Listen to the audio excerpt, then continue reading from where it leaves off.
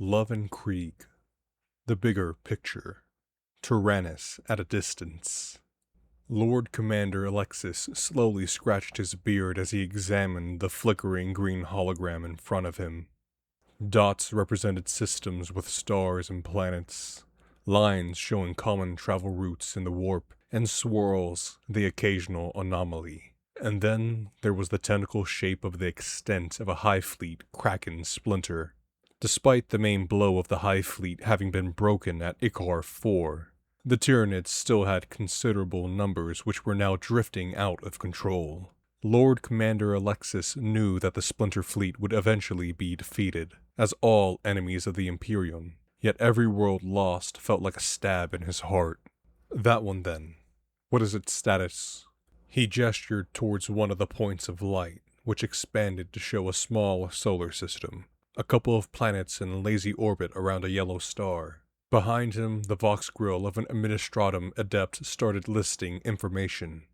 Tyrannus, late industrial level planet, no hives, varied but peaceful ecology, varied climate, no coherent planetary government, divided into fractious countries, all accepting imperial authority, tithe mainly in production of mechanical parts, weapons, and food.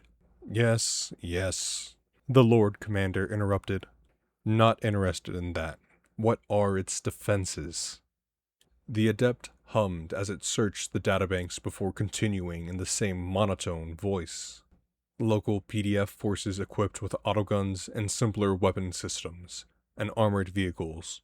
68th Krieg attached for preparation for the war, raising morale, fortifying the planet, and preparing local armed forces among primary tasks. Do you require further information? Lord Commander Alexis pulled his hand over his scarred face in an attempt to battle the oncoming fatigue, and to prolong the time needed for a horrid choice. The 68th Krieg would be a great addition to any force he could muster to try and beat back the Xenos advance. At the same time, removing it would severely decrease the ability to defend the system. If whatever counterattack he made was beaten back, a fortress world to fall back to would be a great boon. At current expansion, what is the estimated time before the Xenos reach the system? Silence, interrupted only by the adept's humming. 5 Terran years. He let out a sigh as he sealed the fate of the system. Leave them in place. Send a message to the governor to suppress information of the oncoming enemy as long as viable. Don't want panic to erupt unnecessarily. He waved his hands as a signal to zoom out of the system, but it cut off as the adept began to work. Oh, and send my regards to 68. Terran solstice. Amidst the cold expanse of space, planets and stars do their dance, whirling through the cosmos at dizzying speeds, with the clamor of a warring galaxy as their accompanying symphony. In a quiet corner of the embattled Imperium lies the Sententia subsector and its single system of interest, Tyrannus. On this day, known as Terran Solstice, there is much cause for celebration. By galactic coincidence, and although still separated by unfathomable distances, Holy Terra and Tyrannus are closer than they have been for millennia. While there will be no acknowledgement, let alone any celebration, in the solemn halls of Terra, its sister planet has more than made up for the former solemnity.